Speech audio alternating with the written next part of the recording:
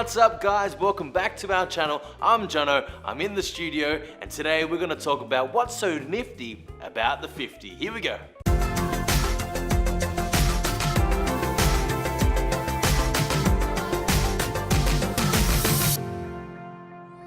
So what's so nifty about the 50? I must say that one of my favorite lenses to shoot with is the 50mm.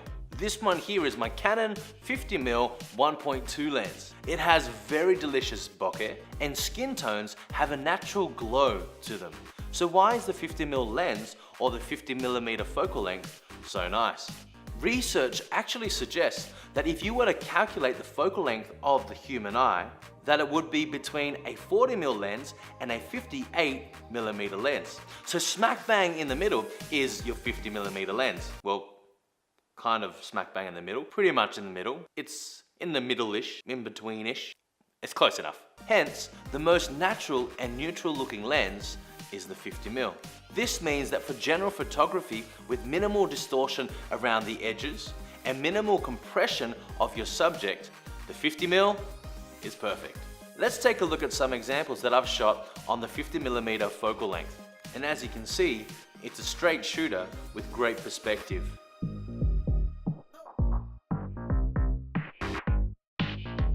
Here's an important note. Just because you have a 50mm lens doesn't mean that your camera will reproduce a 50mm image. Check to see what kind of sensor your camera has.